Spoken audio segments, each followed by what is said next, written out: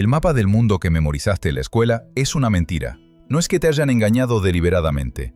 Es que ese mapa es solo una fotografía, un instante congelado en medio de una película que lleva reproduciéndose durante miles de millones de años. La línea entre América y África, ese vacío azul que llamamos Atlántico, no es más que un parpadeo geológico, porque en este preciso momento, mientras escuchas estas palabras, Europa se aleja de América del Norte a la velocidad con la que te crecen las uñas, centímetro a centímetro, año tras año, sin que nadie lo note. El suelo bajo tus pies no es sólido, es un engaño, una ilusión que tu cerebro necesita creer para mantener la cordura.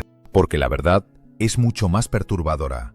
Vives sobre balsas de piedra que flotan en un océano de roca fundida, y esas balsas se mueven, siempre, sin pausa, arrastrando continentes enteros, como si fueran hojas sobre un río. Los Himalayas siguen creciendo, el Mediterráneo se está cerrando, California se desplaza hacia el norte, y todo esto ocurre tan lento que una vida humana entera no alcanza para percibir el movimiento. Pero ocurre, y cuando miras hacia atrás en el tiempo profundo, cuando retrocedes 100 millones de años, 200, 500, el mundo se vuelve irreconocible.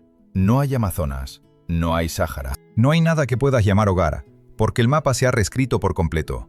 Bienvenido a la tectónica de placas, el proceso que borra civilizaciones, destruye montañas, crea océanos y convierte continentes en polvo. Y lo hace todo sin hacer ruido. Si quieres entender qué tan frágil es tu lugar en este planeta, sigue escuchando. Antes de continuar, suscríbete al canal y activa la campanita para no perderte las próximas historias sobre los misterios de nuestro universo. Dale me gusta si este tema te parece fascinante. Ahora sí, profundicemos en este secreto geológico que cambiará tu forma de ver el mundo. Hay algo profundamente irónico en cómo exploramos el universo. Hemos enviado sondas más allá de Plutón, más allá de los confines del sistema solar, adentrándose en el espacio interestelar, donde el viento solar ya no sopla. Hemos fotografiado agujeros negros a 55 millones de años luz de distancia. Sabemos cómo suena el viento en Marte, grabado por micrófonos instalados en rovers que recorren un planeta que nunca hemos pisado. Hemos descubierto planetas orbitando estrellas en otras galaxias. Conocemos la composición química de nebulosas que están tan lejos que su luz tardó millones de años en llegarnos. Y sin embargo, no tenemos ni la más remota idea de qué hay a 100 kilómetros bajo nuestros pies. Es más fácil, mucho más fácil, enviar un robot controlado por radio a Marte que perforar un agujero profundo en la corteza terrestre. Piensa en eso por un momento. La distancia promedio a Marte es de unos 225 millones de kilómetros. 100 kilómetros hacia abajo, desde donde estás parado ahora, es menos de la mitad de la distancia que recorres en coche para llegar a otra ciudad. Y aún así, ese pequeño trayecto vertical es infinitamente más inaccesible que el vacío del espacio. Y no es por falta de intentos, créeme. Durante décadas, científicos de todo el mundo han tratado de cavar más profundo, de alcanzar más allá de la delgada cáscara en la que vivimos, de alcanzar el manto, esa capa viscosa y caliente que constituye la mayor parte del volumen del planeta, de tocar con sus propias manos, o al menos con sus instrumentos, las entrañas vivas de la Tierra. Todos han fracasado, todos, sin excepción. El récord mundial lo tiene un agujero en la península de Kola, en el extremo noroeste de Rusia, cerca de las fronteras con Noruega y Finlandia, un proyecto soviético que comenzó en 1970, en plena Guerra Fría, cuando las superpotencias competían no solo por llegar al espacio, sino también por penetrar en las profundidades del planeta. El proyecto se llamó oficialmente la perforación superprofunda de Kola, y fue una obra de ingeniería titánica. Los soviéticos construyeron una torre de perforación de 27 pisos de altura, desarrollaron nuevos tipos de brocas que pudieran girar en condiciones extremas, inventaron fluidos de perforación especiales que pudieran soportar las temperaturas infernales del subsuelo, trabajaron durante más de 2 décadas y llegaron más lejos que nadie, antes o después. 12.262 metros, 12 kilómetros y pico, un número que suena impresionante, casi heroico, hasta que lo pones en perspectiva contra la escala real del planeta. La Tierra tiene un radio de aproximadamente 6.400 kilómetros. El manto comienza a unos 30 kilómetros de profundidad bajo los continentes. El núcleo está a casi 3.000 kilómetros de profundidad. 12 kilómetros no es nada. Es como pinchar una naranja con una aguja de coser. Ni siquiera llegas a atravesar la cáscara. Es un rasguño superficial, una picadura de mosquito en la piel de un gigante. El diámetro del agujero en su punto más estrecho era de solo 23 centímetros. Más estrecho que una alcantarilla, y aún así, Ese minúsculo rasguño fue suficiente para cambiar lo que creíamos saber sobre el interior del planeta, porque los científicos esperaban encontrar basalto a cierta profundidad. Una capa de roca oscura y densa, que según todos los modelos debería estar ahí. Nunca la encontraron. En su lugar hallaron granito, agua hirviendo a presiones imposibles, hidrógeno burbujeando desde las profundidades y temperaturas mucho más altas de lo previsto. A 12 kilómetros de profundidad, la roca estaba a 180 grados, tan caliente que las brocas se derretían, tan densa que la presión aplastaba el equipo como si fuera papel. Tuvieron que detener el proyecto, no porque se quedaran sin dinero, sino porque la Tierra misma les cerró la puerta. Más allá de esos 12 kilómetros, el planeta se vuelve inaccesible. Y todo lo que sabemos sobre lo que hay debajo proviene de métodos indirectos, de escuchar, porque si no puedes ver el interior de la Tierra, al menos puedes oírlo. Cuando ocurre un terremoto, las ondas sísmicas viajan a través del planeta, como el sonido viaja a través del agua. Esas ondas rebotan en las capas internas, cambian de velocidad según la densidad de la roca, se desvían, se reflejan, y los sismógrafos en la superficie captan esas señales. Es como si un médico te auscultara el corazón. No puede ver el músculo cardíaco, pero escucha el ritmo, siente las vibraciones y deduce cómo funciona. Así es como sabemos que el núcleo externo de la Tierra es líquido, porque ciertas ondas sísmicas no pueden atravesarlo. Así es como sabemos que el núcleo interno es sólido, porque otras ondas sí pasan. Hemos mapeado las entrañas del planeta sin haber estado nunca ahí, todo basado en ecos, en reverberaciones de terremotos. Es una hazaña científica extraordinaria, pero también es humillante, porque significa que conocemos más sobre galaxias a miles de millones de años luz que sobre lo que está justo debajo de la superficie terrestre. Nunca hemos tocado el manto, nunca hemos visto el núcleo, y probablemente nunca lo hagamos. La tecnología actual no es suficiente. La presión, el calor, la distancia son demasiado grandes. Así que todo lo que sabemos sobre cómo se mueven los continentes, cómo funcionan las placas tectónicas, está construido sobre inferencias, sobre modelos matemáticos, sobre suposiciones educadas basadas en evidencias indirectas. Y aún así, esos modelos funcionan, predicen terremotos, explican volcanes, describen con precisión cómo los océanos se abren y se cierran como respirando. Pero nunca olvides que estamos ciegos. Vivimos en un planeta cuyo interior es un misterio casi total, y esa ignorancia debería darnos una pausa. Porque si no sabemos qué hay debajo, ¿cómo podemos estar seguros de lo que vendrá después? El hombre que lo vio primero fue tratado como un lunático durante gran parte de su vida. Alfred Wegener, un meteorólogo alemán, no un geólogo, lo cual es importante porque los geólogos de la época nunca lo dejaron olvidarlo. Era un outsider, un intruso en su campo, y en 1912 publicó una idea tan extraña, tan aparentemente absurda, que casi nadie la tomó en serio durante décadas. Wegener miró un mapa del mundo con ojos frescos, sin los prejuicios de años de entrenamiento geológico ortodoxo, y notó algo que debería haber sido obvio para cualquiera con ojos. Las costas de América del Sur y África encajan, no de manera aproximada, no como una coincidencia vaga, encajan con una precisión que resulta imposible de ignorar cuando realmente prestas atención. Es como si alguien hubiera tomado unas tijeras gigantescas y cortado los dos continentes de una sola pieza de papel. Arrastra mentalmente el continente sudamericano hacia el este, cruza el Atlántico y observa cómo la costa brasileña se acomoda perfectamente, como una pieza de rompecabezas, en el Golfo de Guinea en la costa occidental africana. Las protuberancias de un lado coinciden con las hendiduras del otro. No es casualidad, es demasiado preciso, demasiado perfecto para ser accidental. Wegener fue más allá de la simple observación visual.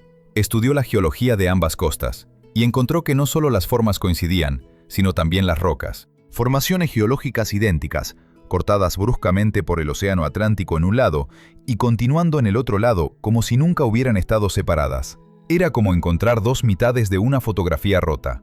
Wegener propuso que, hace cientos de millones de años, todos los continentes que conocemos hoy habían estado unidos en una sola masa de tierra colosal, gigantesca. La llamó Pangea, del griego pan, que significa todo, y gea, que significa tierra, toda la tierra, todo en un solo lugar. Y luego, por alguna razón que él no podía explicar completamente en ese momento, Pangea se había fragmentado. Los pedazos se habían separado lentamente, como témpanos de hielo desprendiéndose de un glaciar. Habían derivado durante decenas de millones de años hacia sus posiciones actuales, dejando el océano Atlántico como la cicatriz de esa separación. A esta teoría revolucionaria la llamó deriva continental, y fue recibida no solo con escepticismo, sino con burlas abiertas y desprecio por parte del establishment geológico. Los geólogos de la época, especialmente los británicos y norteamericanos, que dominaban el campo, le preguntaron lo mismo que probablemente tú te estás preguntando ahora mientras escuchas esto. ¿Cómo? ¿Cómo se supone que un continente entero, con miles de millones de toneladas de roca sólida, se mueve a través del fondo del océano? Los continentes no flotan como barcos, no tienen velas que el viento pueda empujar, no tienen motores, no pueden simplemente desplazarse por el suelo oceánico como icebergs en el mar. La física no tiene sentido. Wegener no tenía una respuesta convincente. Sugirió que las fuerzas de las mareas podían arrastrarlos, que la rotación de la Tierra podía empujarlos, pero los cálculos no funcionaban. Las fuerzas eran demasiado débiles. Así que la comunidad científica descartó su teoría. Lo consideraron un soñador, un aficionado que había confundido coincidencias con causalidad. Wegener murió en 1930 durante una expedición en Groenlandia. Nunca vio su teoría aceptada, pero tenía razón, y la evidencia estaba ahí. Wegener había encontrado fósiles idénticos en continentes separados, por miles de kilómetros de océano.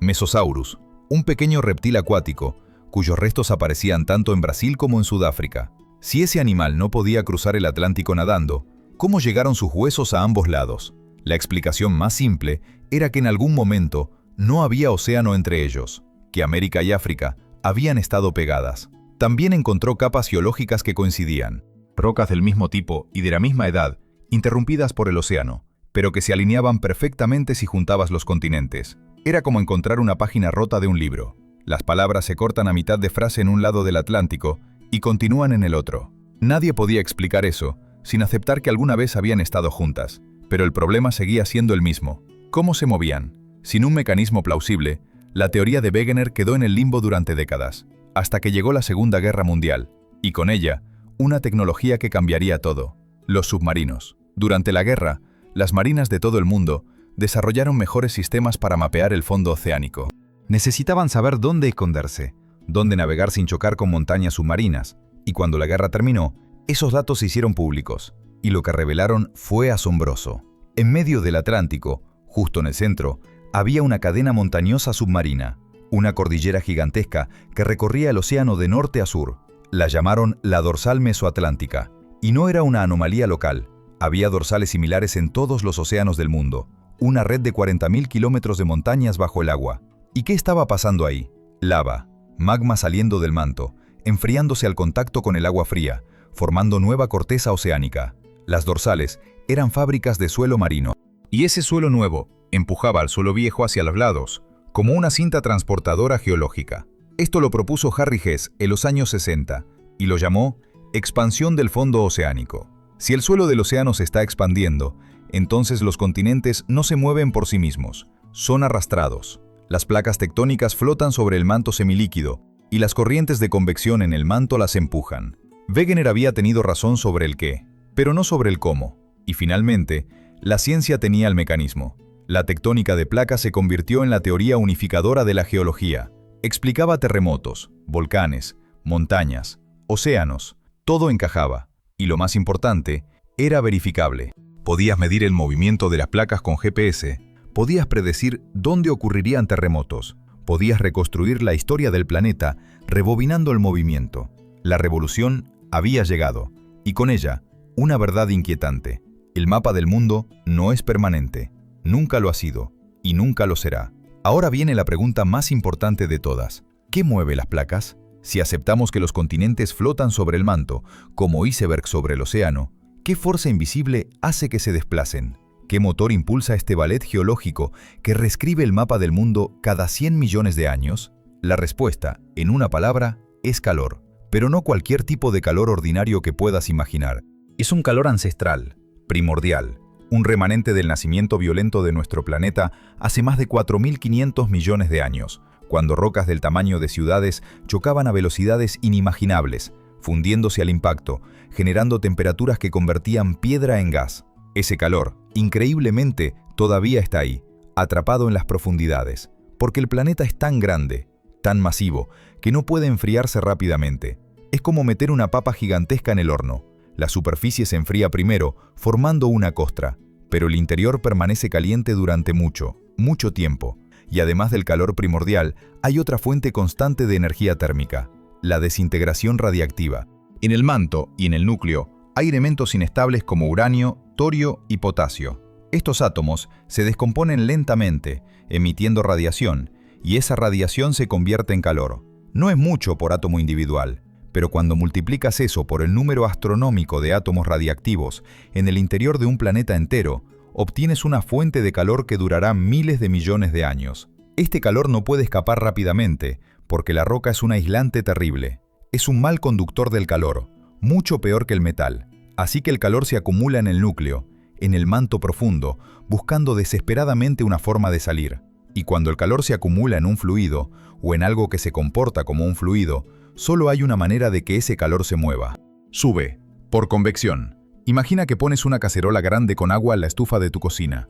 Al principio, cuando acabas de ponerla sobre el fuego, el agua está completamente quieta, inmóvil, transparente como el cristal.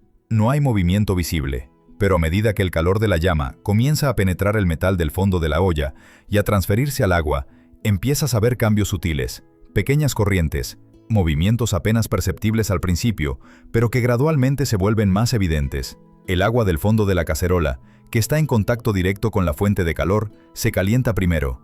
Y algo fascinante sucede cuando el agua se calienta. Sus moléculas se mueven más rápido, se separan un poco más entre sí. El agua se expande ligeramente, y al expandirse, su densidad disminuye, se vuelve menos densa, más ligera por unidad de volumen que el agua fría de arriba. Y el agua más ligera hace lo que todo fluido más ligero hace cuando está sumergido en un fluido más denso. Sube, flota hacia arriba, impulsada por la diferencia de densidad, creando una corriente ascendente. Cuando esa agua caliente llega a la superficie de la cacerola, algo igualmente fascinante ocurre. Se encuentra con el aire, que está mucho más frío que el agua. El calor comienza a escapar hacia la atmósfera. El agua en la superficie se enfría, y al enfriarse, sus moléculas se ralentizan, se acercan más entre sí. El agua se contrae, se vuelve más densa, más pesada, y el agua más densa hace lo que todo fluido más denso hace: se hunde. Vuelve hacia el fondo de la olla, creando una corriente descendente.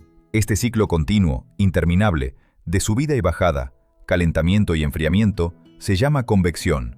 Y no solo pasa en el agua de una olla, pasa en cualquier fluido que sea calentado de manera desigual desde abajo: el aire en la atmósfera terrestre, el aceite en una sartén, y crucialmente para nuestra historia, el magma viscoso en el manto terrestre. La diferencia es la escala de tiempo.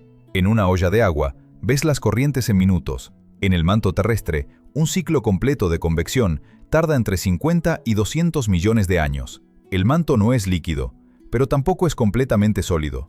Es como una roca que fluye. A temperaturas de miles de grados, bajo presiones inmensas, las rocas se comportan como si fueran plásticas. Se deforman, se estiran, se mueven, pero tan lentamente que parece que están congeladas. Y esas corrientes de convección son las que arrastran las placas tectónicas, donde el material caliente del manto sube, empuja la corteza hacia arriba, la fractura, y crea dorsales oceánicas, donde el material frío se hunde, arrastra la corteza hacia abajo, creando zonas de subducción. Es un motor perpetuo, alimentado por el calor interno del planeta, y seguirá funcionando durante miles de millones de años más, hasta que la Tierra se enfríe por completo. Las velocidades son ridículamente lentas desde una perspectiva humana, entre 1 y 10 centímetros por año. Más lento que el crecimiento de tu cabello, más lento que la erosión de una roca por el viento. Pero multiplica eso por millones de años y obtienes continentes que cruzan el planeta. Obtienes océanos que se abren y se cierran. Obtienes montañas que nacen y mueren.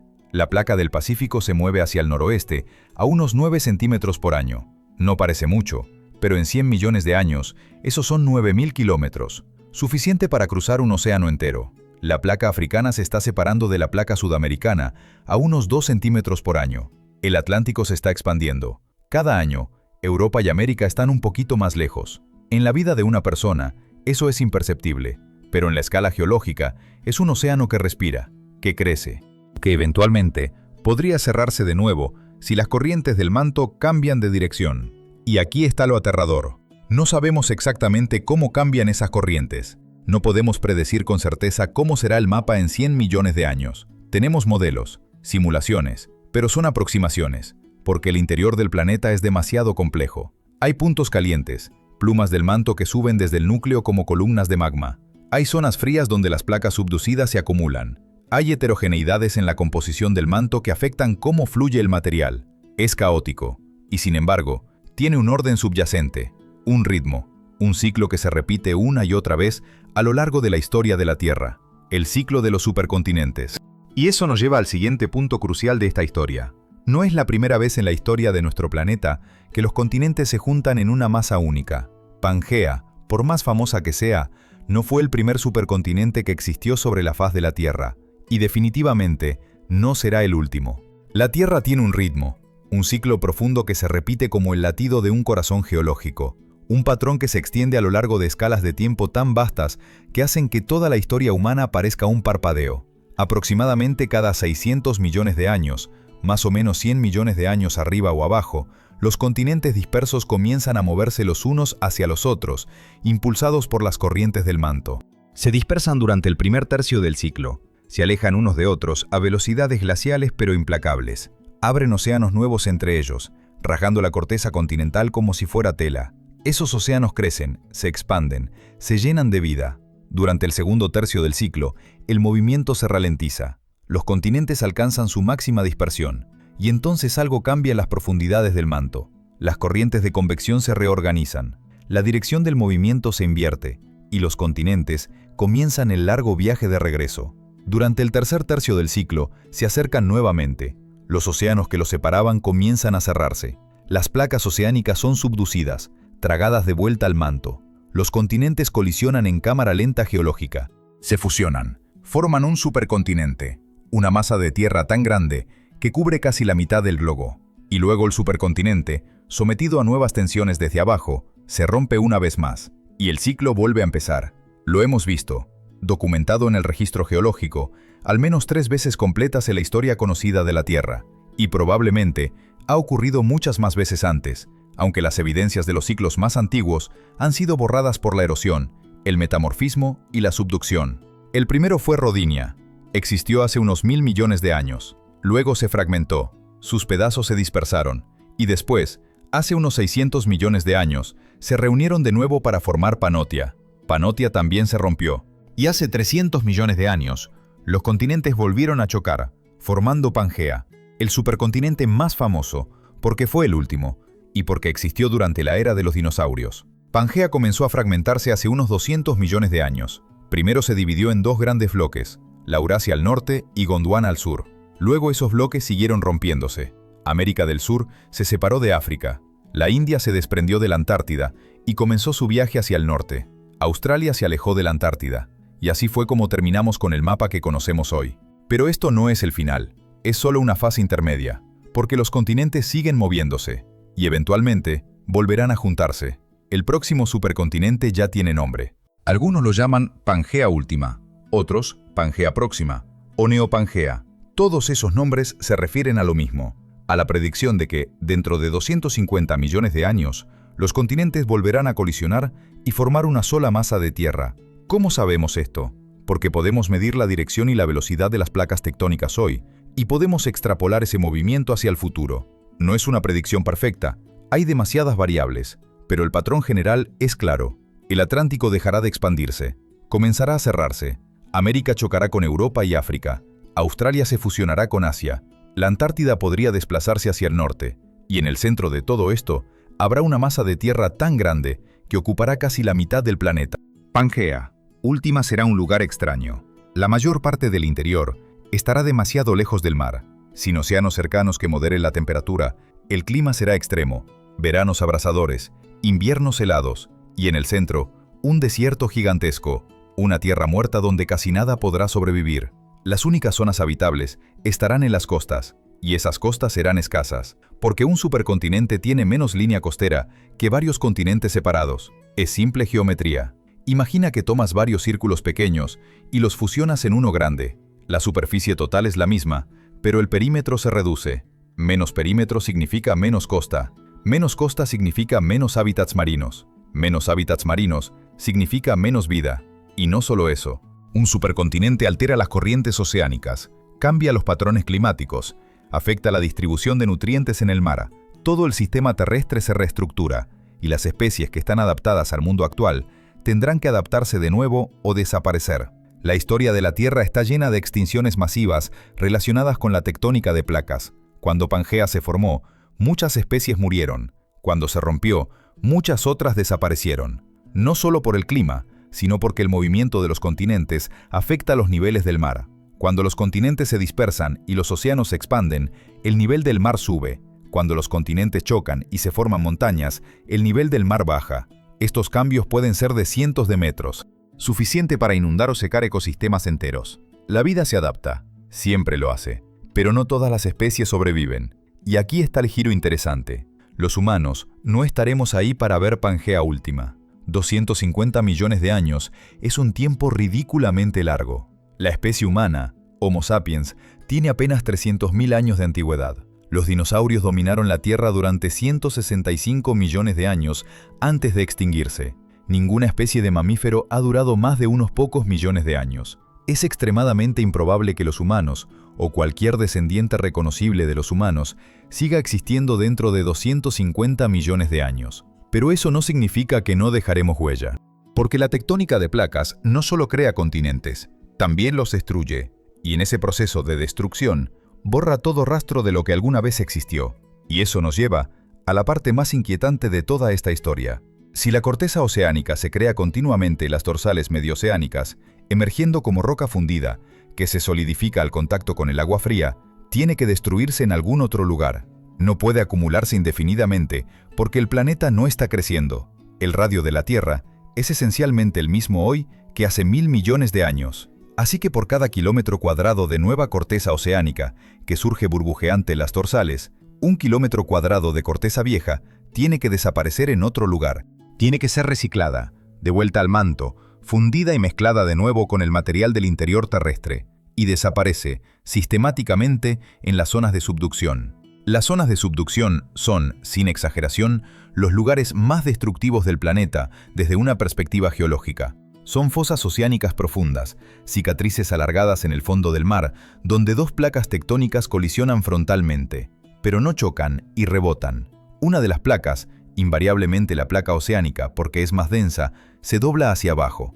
Se curva como una lámina de metal siendo forzada bajo otra superficie, y comienza a hundirse, a deslizarse por debajo de la otra placa, descendiendo en un ángulo que típicamente varía entre 30 y 60 grados. La placa que se hunde, que subduce, es siempre oceánica, no porque haya una regla arbitraria, sino por pura física. La corteza oceánica está compuesta principalmente de basalto y gabbro, rocas densas ricas en hierro y magnesio.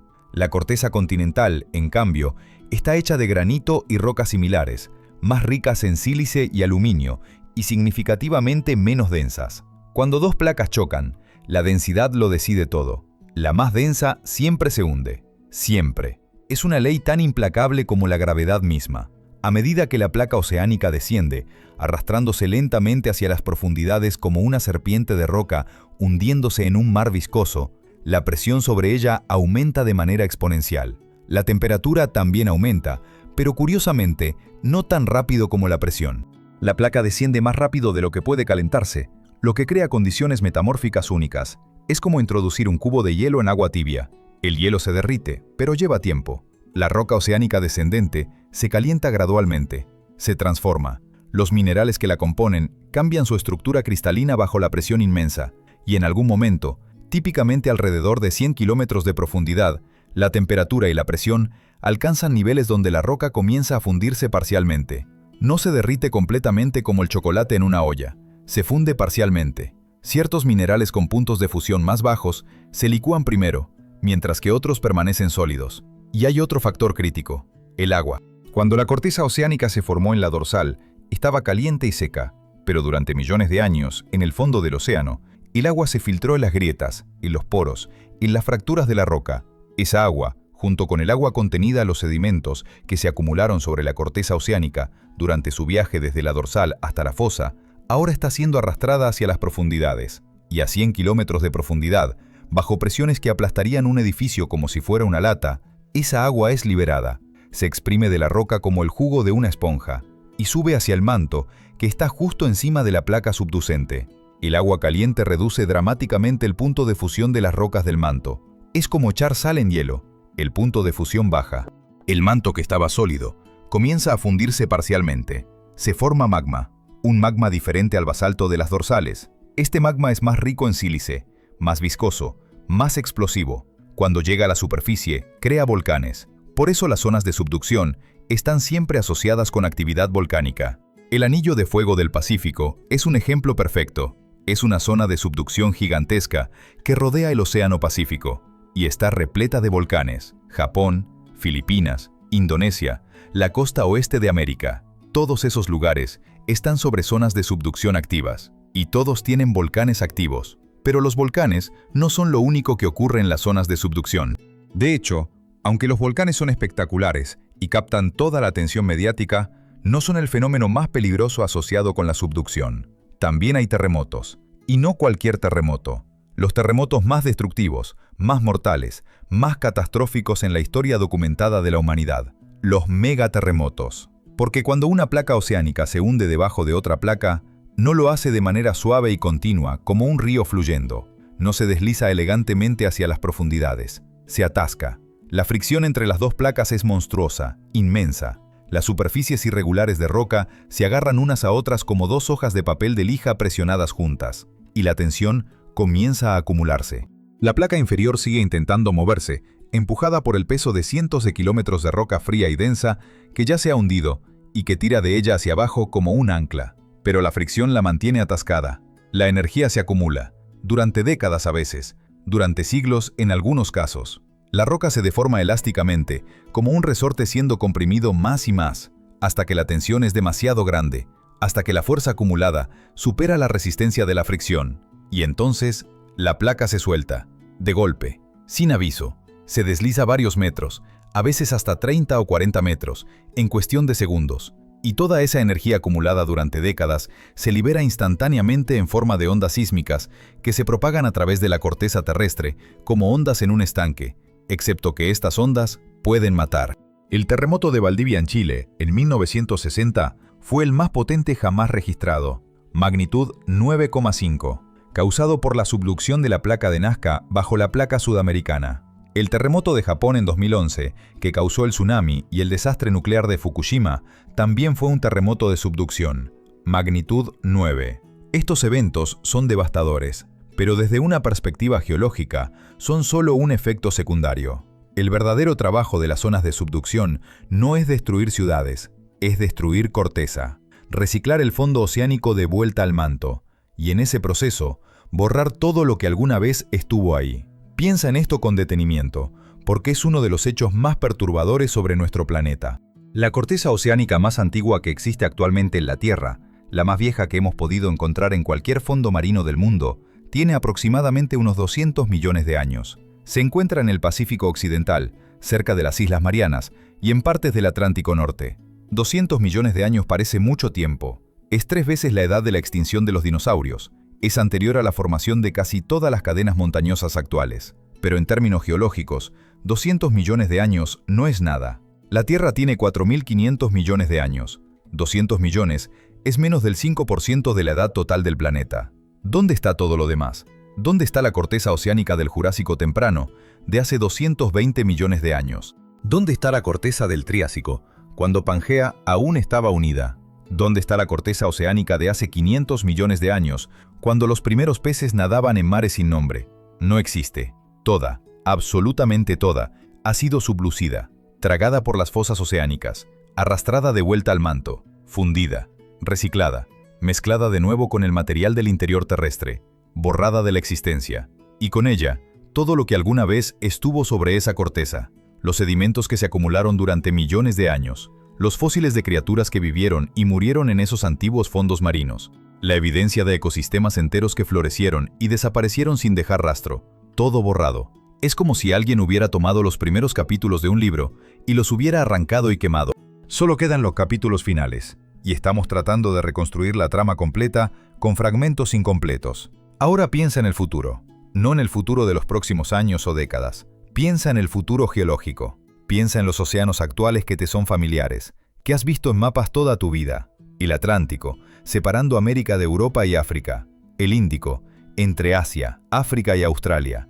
El Pacífico, el más grande de todos, cubriendo casi 1/3 de la superficie del planeta. Todos están llenos, en este preciso momento, de sedimentos que se están acumulando lentamente en el fondo. sedimentos que contienen microplásticos de las botellas que tiramos, partículas de neumáticos desgastados, fibras de ropa sintética, restos químicos de pesticidas y fertilizantes, fragmentos de barcos hundidos, cables submarinos de fibra óptica, los restos de 2 siglos de actividad industrial humana, depositándose lentamente en el lecho oceánico como nieve tóxica. ¿Qué pasará con todo eso cuando esos océanos comiencen a cerrarse? Cuando las placas choquen en su danza inevitable y la corteza oceánica comience a subducir, arrastrándose lentamente hacia las profundidades, todo ese material será llevado con ella. Será comprimido bajo un peso inimaginable. Será calentado a temperaturas que harían hervir el plomo. Será transformado, metamorfoseado y finalmente fundido. Y desaparecerá. En 200 millones de años no quedará nada del Atlántico actual, ni una traza, ni del Mediterráneo, que es realmente solo un remanente del antiguo océano Tetis, que ya casi ha desaparecido por completo. Ni del Mar Rojo, que es un océano bebé apenas comenzando a abrirse. Todos serán cerrados por la colisión inexorable de continentes, impulsados por corrientes del manto que no se detienen nunca. Y todo lo que contienen será reciclado de vuelta al interior fundido de la Tierra. Las zonas de subducción son, en el sentido más literal posible, el triturador de documentos de la Tierra. Son la máquina de borrar de la tectónica de placas. Destruyen el registro geológico con una eficiencia perfecta. Borran la evidencia del pasado como si nunca hubiera existido.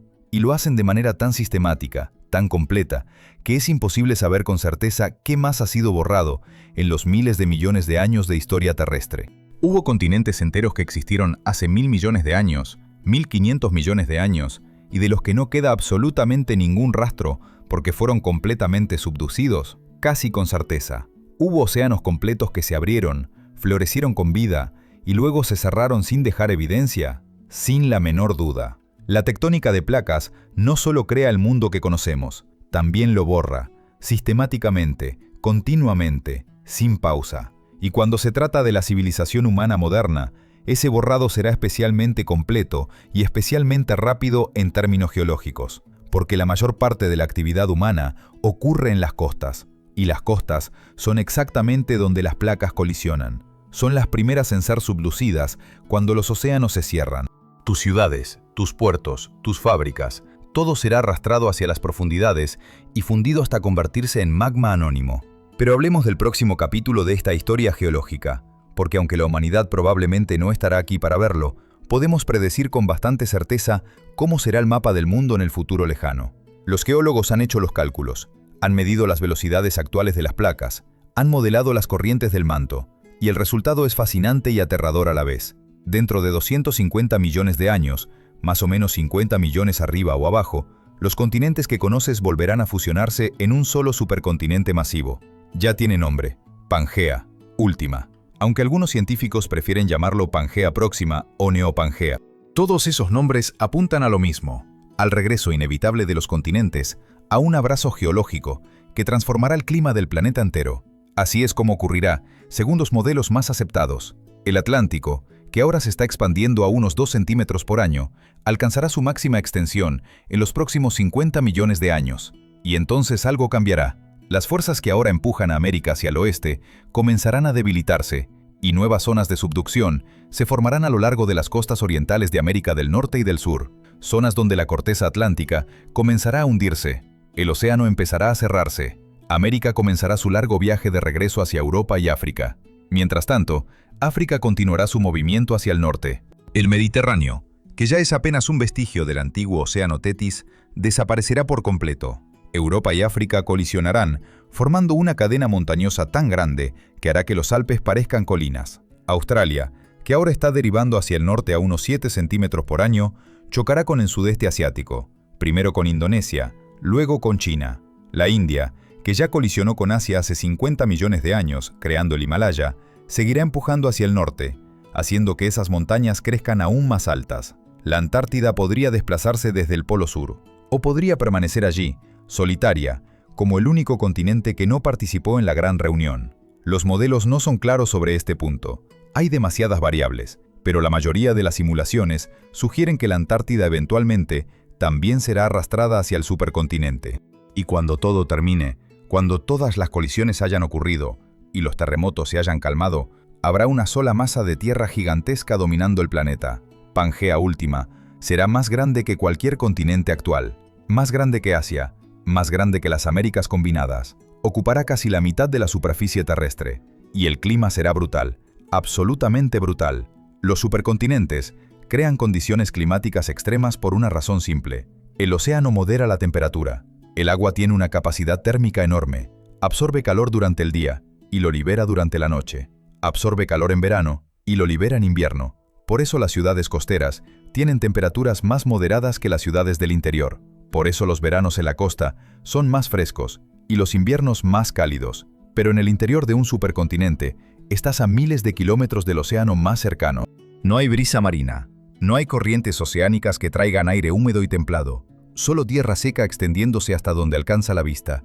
Y eso significa temperaturas extremas, veranos que superarán los 50 grados en el interior, tal vez 60, inviernos donde la temperatura caerá por debajo de cero, incluso en latitudes medias. Y entre esas dos estaciones, tormentas violentas causadas por el choque entre masas de aire caliente del interior y aire frío de las costas. Además, hay otro problema. El Sol será más brillante. En 250 millones de años, nuestra estrella habrá envejecido lo suficiente como para ser aproximadamente 2,5% más luminosa que ahora. No parece mucho, pero es suficiente para aumentar la temperatura global varios grados. Combina eso con la actividad volcánica masiva que acompañará la formación de Pangea Última, porque cuando los continentes colisionan, los volcanes entran en erupción con furia renovada y obtienes niveles de dióxido de carbono en la atmósfera que podrían duplicar o triplicar los niveles actuales. El efecto invernadero se intensificará, las temperaturas subirán aún más, y según los modelos climáticos más recientes, publicados hace apenas un par de años, entre el 85 y el 92% de la superficie de Pangea Última será inhabitable para los mamíferos. Inhabitable, no difícil, no desafiante. Completamente incompatible con la supervivencia de mamíferos como nosotros. Las únicas zonas habitables estarán en las estrechas franjas costeras cerca de los polos. Pequeñas regiones donde la temperatura no supere constantemente los 40 grados, donde haya suficiente agua, donde la vida pueda aferrarse a una existencia precaria. El resto será un desierto muerto, una tierra baldía continental, donde nada más grande que un insecto podrá sobrevivir durante los meses de verano. Es un recordatorio perturbador de que los supercontinentes no son buenos para la vida. Pangea, el último supercontinente, coincidió con una de las extinciones masivas más severas en la historia de la Tierra, la extinción del Pérmico-Triásico, hace 252 millones de años, que borró más del 90% de todas las especies marinas y más del 70% de las especies terrestres. Aunque esa extinción fue causada principalmente por erupciones volcánicas masivas en Siberia, el hecho de que los continentes estuvieran unidos en Pangea agravó la crisis, redujo la diversidad de hábitats, eliminó barreras geográficas que normalmente protegen a las poblaciones, y Pangea Última podría desencadenar otra crisis similar, aunque para entonces, si alguna vida inteligente sigue existiendo en la Tierra, probablemente no seremos nosotros. Hablemos de lo que quedará de nosotros, de la civilización humana, de todo lo que hemos construido, porque es aquí donde la tectónica de placas se vuelve personal, donde el tiempo geológico choca con el tiempo humano de la manera más inquietante posible. La humanidad moderna ha existido durante unos 300.000 años. La civilización, en el sentido de ciudades permanentes, agricultura, escritura, ha existido durante apenas 10.000 años. La revolución industrial, que transformó el planeta más que cualquier otra cosa que hayamos hecho, tiene apenas 250 años. En términos geológicos, somos bebés. Ni siquiera somos bebés, somos un parpadeo. Un destello momentáneo en la inmensidad del tiempo. Y sin embargo, hemos dejado una huella, una marca que cambiará la química y la geología del planeta durante millones de años. Pero la pregunta que deberías estar haciéndote es esta. Si la humanidad desapareciera mañana, si todos nos extinguiéramos en este instante, ¿qué encontraría una civilización futura dentro de 100 millones de años? ¿Dentro de 200 millones de años? ¿Habrá algo que demuestre que alguna vez existimos? La respuesta es complicada y muy perturbadora. Empecemos con lo que no quedará. No quedarán edificios. Ninguno. Ni siquiera las pirámides. La erosión es implacable. La lluvia cae. El viento sopla. Las rocas se fracturan con los ciclos de congelación y descongelación. Las raíces de las plantas se abren camino en las grietas. Y en 100.000 años, tal vez 200.000, las estructuras más impresionantes que hemos construido serán montones de escombros irreconocibles. En 1.000.000 de años, esos escombros habrán sido dispersados, erosionados hasta convertirse en arena, arrastrados por los ríos hacia el océano. En 10 millones de años, no quedará ni un ladrillo entero. Las ciudades desaparecen rápido, mucho más rápido de lo que la gente cree. No quedarán carreteras, el asfalto se agrieta, las plantas crecen a través de las grietas, el agua se filtra debajo, erosionando el suelo de soporte. En 1000 años, una autopista sin mantenimiento es prácticamente invisible bajo la vegetación. En 1 millón de años, ha sido completamente reciclada por procesos geológicos naturales. No quedarán puentes, el acero se oxida, el concreto se desmorona cuando el acero oxidado se expande dentro de él. Los puentes colgantes más largos y resistentes del mundo colapsarían en 500 años sin mantenimiento. En 10.000 años, no quedaría evidencia de que alguna vez existieron. No quedarán smartphones ni computadoras. Los circuitos electrónicos se corroen casi inmediatamente en escalas geológicas. Los plásticos se degradan bajo la luz ultravioleta. Los metales se oxidan. En 100 años, un teléfono enterrado es chatarra corroída. En 1000 años, es polvo químicamente alterado. En 100.000 años, los elementos han sido dispersados tan ampliamente que sería imposible identificar que alguna vez formaron parte de un dispositivo electrónico. Entonces, ¿qué quedará? No mucho. Pero hay algunas cosas que podrían sobrevivir. Primero, los materiales más resistentes. El vidrio puede durar millones de años si está enterrado en las condiciones adecuadas. Las cerámicas también. Los huesos, si se fosilizan rápidamente, pueden preservarse. Pero aquí está el problema. Para que algo se fosilice, tiene que ser enterrado en sedimentos que luego se conviertan en roca sedimentaria. Y la mayor parte de la actividad humana ocurre en la superficie, no bajo tierra. Las ciudades están en la superficie. Los vertederos están cerca de la superficie. Incluso las minas profundas son superficiales en términos geológicos. Y las superficies se erosionan. No se convierten en roca sedimentaria a menos que estén en un lugar que se está hundiendo tectónicamente o que esté siendo cubierto por sedimentos rápidamente. Los mejores candidatos para la fosilización son las cosas que ya están en el fondo del océano. Barcos hundidos, plataformas petroleras colapsadas, cables submarinos. Esas cosas están siendo cubiertas por sedimentos marinos incluso ahora. Y si esos sedimentos se convierten en roca antes de que la corteza oceánica sea subducida, entonces sí, podrían fosilizarse. Pero recuerda lo que dijimos antes. La corteza oceánica más antigua tiene solo 200 millones de años. Todo lo más antiguo ha sido subducido. Así que cualquier barco hundido, cualquier estructura submarina, tiene un límite de tiempo. 200 millones de años como máximo, antes de ser arrastrado a una zona de subducción y fundido. Lo más probable es que la única evidencia duradera de la civilización humana sea química, no estructural, no objetos reconocibles, sino firmas químicas en la roca sedimentaria, capas de sedimento que contienen concentraciones anómalas de ciertos elementos, plomo de la gasolina con plomo, plutonio de las pruebas nucleares de los años 50 y 60, microplásticos dispersos en los sedimentos oceánicos de todo el mundo. Estos materiales sintéticos no existen naturalmente, y su presencia en una capa sedimentaria de finales del Holoceno será detectable durante cientos de millones de años, siempre y cuando esa capa no sea subducida. Pero no habrá estatuas, no habrá libros, no habrá ruinas reconocibles de ciudades, solo una delgada línea química en la roca, una anomalía que podría ser detectada por una civilización futura con instrumentos suficientemente sensibles. Y esa civilización, si alguna vez existe, probablemente no será humana, porque las especies no duran tanto. Los dinosaurios, como grupo, dominaron la Tierra durante 165 millones de años, pero ninguna especie individual de dinosaurio vivió tanto. La mayoría de las especies duran entre 1 y 10 millones de años, antes de extinguirse o evolucionar hasta convertirse en algo diferente. Homo sapiens ha existido durante 300.000 años. Somos bebés evolutivos. Y las probabilidades de que sigamos siendo reconociblemente humanos dentro de 1 millón de años son extremadamente bajas. Dentro de 100 millones de años, si hay vida inteligente en la Tierra, será algo que evolucionó de nosotros, o que evolucionó después de nosotros. Y esos seres futuros, si tienen geólogos, si tienen paleontólogos, examinarán las rocas de nuestra época y encontrarán algo extraño. Una capa delgada con concentraciones anormalmente altas de carbono, de combustibles fósiles quemados, una firma isotópica peculiar que indica un calentamiento global rápido, restos microscópicos de plásticos que no encajan en ningún proceso natural conocido. Y quizás se preguntarán, ¿qué causó eso?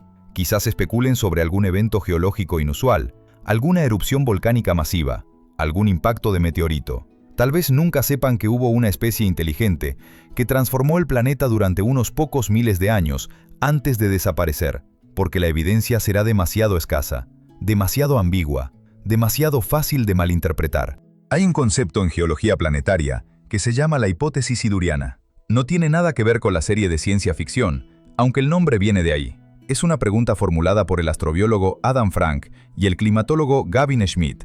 La pregunta es esta: si hubiera existido una civilización industrial en la Tierra antes de la humanidad, digamos hace 100 millones de años durante la era de los dinosaurios, ¿seríamos capaces de detectarla en el registro geológico? Y la respuesta, inquietantemente, es probablemente no. No si esa civilización duró solo unos pocos miles de años, como la nuestra.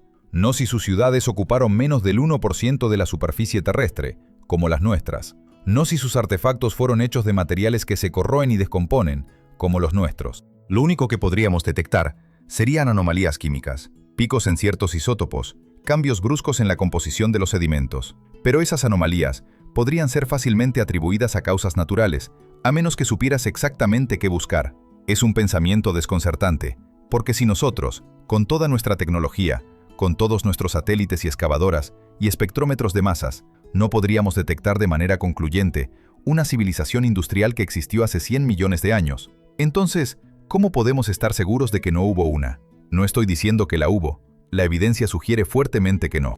Pero el punto es que la ausencia de evidencia no es evidencia de ausencia cuando el registro geológico es tan fragmentario y está tan editado por la tectónica de placas. Y esto nos lleva a una conclusión aún más perturbadora. Si nosotros desapareciéramos hoy y una nueva especie inteligente evolucionara dentro de 100 millones de años, examinaría las rocas de nuestra época y probablemente concluiría que no hubo nada especial en el Holoceno tardío, solo otro periodo geológico con algunos mamíferos grandes. Quizás notarían el pico de carbono, quizás se preguntarían sobre los microplásticos, pero probablemente lo atribuirían a algún fenómeno natural que no entienden completamente. Nunca sabrían que hubo ciudades, nunca sabrían que hubo internet, nunca sabrían que una especie de simio bípedo transformó todo el planeta en apenas 200 años. Porque esa información no sobrevive en las rocas. Los únicos artefactos que tienen alguna posibilidad de ser reconocidos como artificiales después de cientos de millones de años son los que ya están fuera del planeta. Las ondas Voyager, que ahora están en el espacio interestelar, los rovers en Marte, las banderas y el equipo dejados en la Luna. Esos objetos no están sujetos a erosión atmosférica, no están siendo subducidos, no están siendo enterrados bajo sedimentos, están en el vacío del espacio o en mundos sin atmósfera significativa, y podrían durar miles de millones de años. Entonces, irónicamente, la mejor evidencia a largo plazo de que la humanidad existió no estará en la Tierra, estará en otros mundos, mundos muertos donde nada cambia, donde nuestros artefactos permanecerán congelados en el tiempo, esperando ser descubiertos por algún explorador futuro, que probablemente no será humano.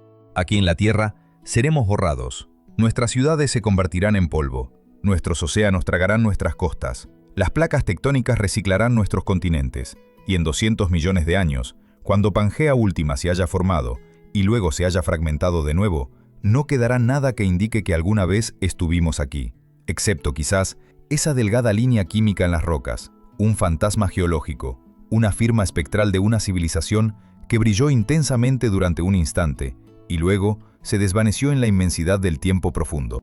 Y ese es el verdadero poder de la tectónica de placas. No solo crea montañas y océanos, no solo mueve continentes, también borra la memoria, reescribe la historia, convierte todo en un lienzo en blanco una y otra vez. Es el mecanismo de olvido del planeta, y es implacable. Entonces, ¿qué significa todo esto? ¿Qué deberíamos sacar de esta historia sobre placas tectónicas, supercontinentes y el inevitable borrado de la civilización humana? No es una historia sobre desesperanza, no se trata de nihilismo, se trata de perspectiva. De entender tu lugar en el cosmos, de comprender que vives en un momento específico, de un proceso que es mucho más grande y más antiguo que tú. La Tierra tiene 4.500 millones de años. La vida ha existido durante al menos 3.500 millones de años. Los continentes han estado moviéndose, chocando, separándose durante más de 3.000 millones de años. Y seguirán haciéndolo durante miles de millones de años más, hasta que el Sol se convierta en una gigante roja y probablemente engulla al planeta entero. Tú estás aquí por un parpadeo, menos que un parpadeo, y sin embargo, estás aquí ahora. En este momento específico de la historia geológica, donde los continentes están dispersos, donde hay múltiples océanos, donde el clima es relativamente templado, donde la vida es abundante, es un momento privilegiado para existir, y es temporal. Todo es temporal en escalas geológicas. Las montañas son temporales, los océanos son temporales, los continentes son temporales, y nosotros, definitivamente, somos temporales. Pero eso no significa que no importemos. Significa que el significado que creamos, las conexiones que hacemos, el conocimiento que acumulamos, todo eso existe en el presente. No necesita durar para siempre para ser valioso. No necesita ser preservado en el registro geológico para tener sentido. El planeta continuará sin nosotros. Las placas seguirán moviéndose. Los supercontinentes se formarán y se fragmentarán. La Tierra no nos necesita. Nunca nos necesitó. Pero nosotros estamos aquí de todos modos. Y mientras estamos aquí, podemos elegir cómo participamos en esta historia. Podemos elegir entender estos procesos. Podemos elegir maravillarnos ante la complejidad y la escala del sistema tectónico que mantiene nuestro planeta vivo y dinámico. Podemos elegir cuidar el único hogar que tenemos, incluso sabiendo que eventualmente será transformado más allá de cualquier reconocimiento. Esa es la paradoja hermosa de la geología. Te hace sentir insignificante y poderoso al mismo tiempo. Insignificante porque eres una mota de polvo en la escala del tiempo geológico. Poderoso porque a pesar de eso, puedes entender. Puedes mirar las montañas y saber que alguna vez fueron fondo oceánico. Puedes mirar el Atlántico y saber que eventualmente se cerrará. Puedes mirar el mapa del mundo y saber que es solo una instantánea. Un momento en una historia mucho más larga. Y eso, amigo, es algo extraordinario. Así que la próxima vez que mires un mapa, recuerda que es temporal. La próxima vez que sientas la tierra sólida bajo tus pies, recuerda que está flotando, moviéndose, transformándose. Y la próxima vez que pienses en el futuro, expande tu definición de futuro. No pienses solo en años o décadas, piensa en millones de años, en cientos de millones de años. Piensa en Pangea Última, en los supercontinentes que vendrán después, en el ciclo interminable de creación y destrucción que define nuestro planeta. Y si este tema te fascinó tanto como espero, si quieres seguir explorando los misterios del universo y la historia profunda de nuestro planeta, suscríbete al canal y dale me gusta para apoyar más contenido como este, porque hay mucho más que descubrir, y apenas estamos empezando.